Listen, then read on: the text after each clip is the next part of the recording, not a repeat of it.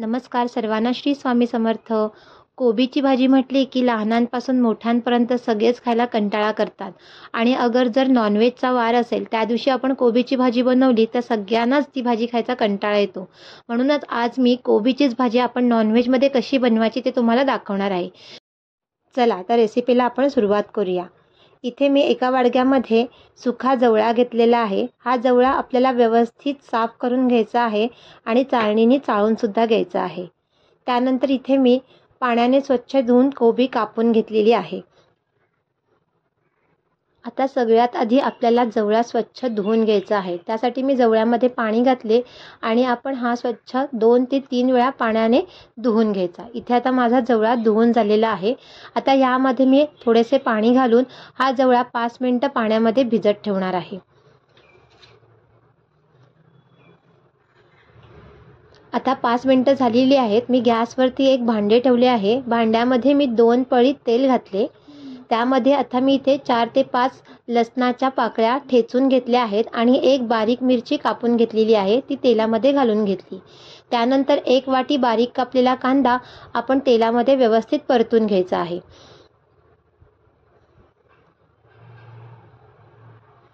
कांदा थोडासा ब्राऊन रंगाचा झाल्यानंतर त्यामध्ये आपल्याला 1 वाटी बारीक कापलेला टोमॅटो घालायचा आहे.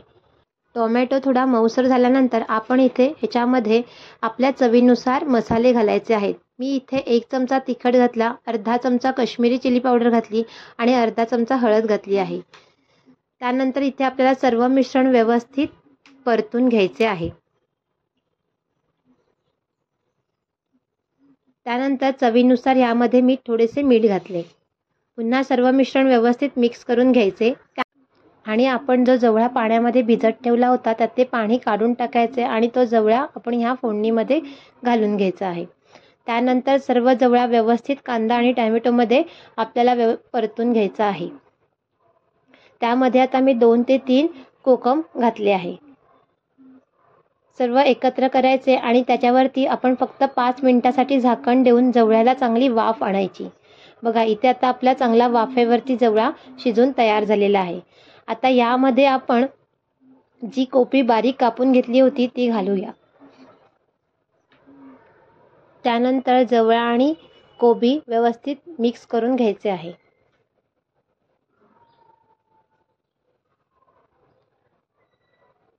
अशा प्रकारे आपली भाजी व्यवस्थित अशी मिक्स झाली आहे. त्यानंतर इथे मला थोडे मिठाचे प्रमाण कमी वाटले म्हणून मी अजून थोडेसे ह्याच्यामध्ये मीठ घातले.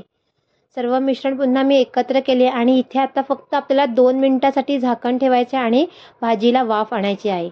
आता इथे 2 मिनिटं झालेली आहेत. मी झाकण काढले. आता आपली इथे भाजीला छानपैकी वाफ आलेली आहे. त्यानंतर त्याच्यावरती मी थोडीशी कोथिंबीर घालून घेतली आणि इथे आता आपली अशी कोबी जवळा भाजी तयार झालेली आहे. तर तुम्ही पण अशा प्रकारे जवळा आणि कोबीची भाजी नक्कीच तयार करून बघा आणि तुम्हाला कशी वाटली ते मला कमेंट बॉक्समध्ये नक्की सांगा. अशा प्रकारची भाजी कोणत्याही भाकरीसोबत किंवा चपातीसोबत अगदी चवीला अप्रतिम लागते आणि सगळे नक्कीच ही भाजी आवडीने खातील. तर तुम्हाला मी दाखवलेल्या ह्या रेसिपी आवडत असतील तर प्लीज माझ्या चॅनलला लाईक, शेअर आणि सबस्क्राईब करा. पुन्हा भेटूया अशाच एका नवीन रेसिपीसोबत. तोपर्यंत धन्यवाद.